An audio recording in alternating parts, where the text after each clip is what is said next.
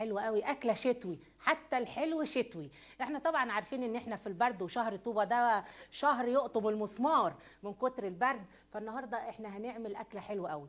اولا انتوا كلكم عارفين الفاصوليا البيضاء. الفاصوليا البيضاء دي اللي هي الناشفه، الفاصوليا الناشفه اللي هي شكلها ده اهي، كلنا عارفينها بس ما حدش بيفكر فيها، وهي اكله شتوى حلوه قوي، بتدفي كمان وبتبقى جميله، وبعدين كلها بروتينات زي اللحمه بالظبط. هنعمل منها صنفين، هنعمل منها مطبوخ وهنعمل منها مطحون زي الفول والطحينه، هتبقى حلوه قوي هتعجبكم. وطبعا بمناسبه ان احنا برضو في الشتاء والقرنبيط، يعني القرنبيط الموسم بتاعه كتروا منه كله على قد ما تقدروا، هو والبروكلي، لان ده طبعا بيمنع الامراض وحلو قوي وربنا ما يجيب لناش مرض. هنعمله بس بطريقه مختلفه، لا هو مقلي ولا هو مشوي ولا هو صينيه ولا اي حاجه، هنعمله في السلطه السخنه وهنشوفها دلوقتي. وهنعمل كمان الحلو بتاعنا الشعريه البلدي، شعريه الدولاب دي طبعا ناس كتير من البحيره والصعيد وكل الناس دي عارفاها. هنعملها النهارده، وهنعمل شوربه طماطم. يعني انا بشكر انا الحقيقه اللي فكرني بالشعريه واللي فكرني بسلطه القرنبيط، السلطه السخنه، امي وام سعيد. انا بقول لهم ربنا يديكم الصحه والعمر، وببوس ايديكم ليل ونهار، ما كفيش اللي انتوا بتعملوه معايا. هنشوف دلوقتي. وهخلي بتنجان العروس، شايفين البتنجان؟ بس انا عاوزه اللي هتخلل البتنجان ما تجيبوش اكبر من ده. شايفين؟ مش تروح تجيب مقاسات بتنجان كبيره جدا وتبقى قلبها من جوه مره. البتنجان اللي هيتخلل عشان يعيش معاكي تجيبيه بالشكل ده اللي انت شايفاه ده.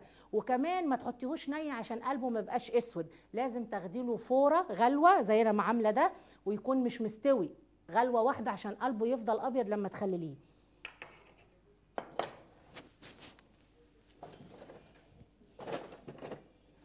وانا عاوزه اقول لكل البنات زي انا ما ببوس ايد امي، عاوزه كل البنات وكل امهات، كل بنات مصر تروح تبوس ايد امهاتهم، لان هم وحماتها بالذات لو ليها حما، لان هم الخير والبركه طبعا، وما نقدرش نمشي من غير دعواتهم.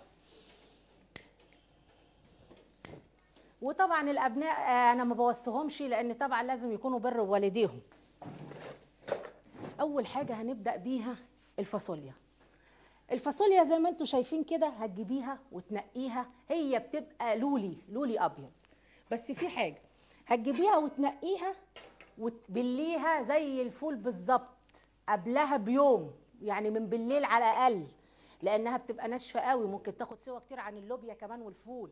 لازم تبليها قبلها بيوم، وتمسكيها تسلقيها سلقه خفيفه قوي، سلقه خفيفه عشان ما تاخدش وتدي مع الطماطم كتير وتبقى حادقه. لازم تسلقيها سلقه خفيفه، ما تكونش مهريه. يعني بصي لسه جامده اهي، انا بتك عليها اهي، لازم تبقى برده لسه جامده، يبقى فيها روح تاخد وتدي مع الطماطم والبصل والتوابل اللي احنا هنطبخها فيها. انا دي نقعاها من امبارح وسلقتها سلقه خفيفه، حتى الميه لسه فيها يا دوبك غلوه واحده، بحيث لما تنزل في قلب الطماطم ما تقعدش تغلي كتير، والطماطم تبقى حادقه، لان طماطم الشتاء مش عاوزه الغليان كتير، لانها بطبيعتها حادقه غير طماطم الصيف. هي بتبقى بسيطه قوي، ما فيهاش اي كلام، بصلايه وطماطم وفي حته فص ثوم، هتبقى زي العسل. دي المطبوخ.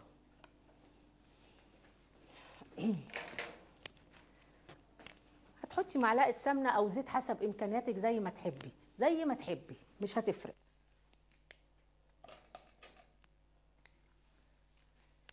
معانا مدام سحر من قبل البرنامج، يا ترى خير؟ مدام سحر ازيك يا غاليه؟ عامله ايه يا ست الكل؟ ازيك يا حبيبتي؟ الله يخليكي. ايه الفاصوليا الجميله دي؟ الله يخليكي ان شاء الله تسلمي. ربنا يخليكي يا غاليه، حاجات جميله قوي. دي اكله بقى الفاصوليا دي الناس كلها ناسيها عشان رخيصه، الكيلو بالدفء بتاعها ب7 جنيه. الكيلو مثلا يقض فرح. بسم الله ما شاء الله. يعني دول اللي هنطبخه النهارده، مطبوخ ومطحون بالظبط ربع كيلو. حلوه بتبقى في الفاصوليا وهي مطحونه قوي، ده بتبقى جميله بتبقى حلوه قوي قوي. انت عامله ايه؟ الحمد لله يا حضرتك. الفاصوليا الخضراء استوت ولا لسه؟ استوت، وهنطلع منها ان شاء الله يوم الخميس مع الاكل باذن الله. ان شاء الله يا ستي. بقول لك يا غاليه، عايزه افكرك بحاجه. اتفضلي. فاكره اللارنج؟ اللارنج ما تعمليه لنا مربى وتعمليه لنا مخلل. الله ينور عليكي، بس هو غالي شويه غالي عن معقوله؟ ده كان البرتقال. رخيص جدا الاول، كانت مامتي بتعمله ومامتك اكيد طبعا. دلوقتي يا اختي اللارنج ده عند الفكهانيه اللي في الزمالك ده هو شبه والمهندسين. الاستفندي كده بس احلى من. انا عملت على فكره مربى البرتقال جميله، تسلم ايدك. الله يخليك. تحفه. بس اللارنج حاولي تجيبيه لنا وتعمليه لنا. والله انا هعمله للي يقدر يشتريه، لان انا لما سالت عليه لقيته بيتباع عند الفكهانيه في الزمالك والمهندسين يا خبر واسعاره أبيض، عاليه. معقوله ده كان ارخص حاجه؟ لا دلوقتي يا خبر كنا أبيض. الاول بناخده ببلاش، لكن دلوقتي غلي قوي. الناس اللي بتخس واللي بتعمل بعدين ياكلوا فيه فغلوه. اقول لك على حاجه، عارفه لو جبتيه وعملتيه هيرخص. تصدقي بقى؟ لو جبتيه وعملتيه هيرخصوه. هيبقى حلو الله أوي. ينور عليك اللي انت فكرتيني بيه. وكمان بفكرك بحاجه، الفول الحراتي ده لسه مسلوق في الشتاء. ومطبوخ. احنا لسه فين والشتاء فين يعني يعني احنا لسه. لا، ده جه وصل يعني خلاص. لا بس لسه ما يحلوش، ما ينفعش الطبيخ اشتريته دلوقتي. بس طعمه حلو قوي. بيبقى جميل. وازاي ولادك عامله ايه؟ الحمد لله يا ست حلو قوي، الكل. حلو قوي. الاكلات بتاعت المره اللي فاتت والله عجبتني. الله يكرمك. تسلم ايدك. الله يخليك يا ست الكل. ربنا يخليكي يا رب. يعني الفاصوليا لسه ما فتحتيش عليها؟ لا لسه يوم الخميس ان شاء الله، عشان يبقى لها اسبوعين تبقى يا دوبك طلبت الاكاله. باذن الله. ده احنا عايزين حاجات كتير منك قوي تعمليها لنا. ان شاء الله. انا مش هفتح على الفاصوليا غير وانت معايا يوم الخميس باذن الله يا حبيبتي. باذن الله يا غاليه، ربنا يديك الصحه. الله يخليك. ربنا يخليك. وعايزين، عايزه اسالك سؤال. اتفضلي. مش في حاجه اسمها ايه المرحرح؟ المرحرح؟ عارفه المرحرح ده هو عيش. هو اسمه له اسم تاني انا ناسياه، يا ريت تفكريني بيه.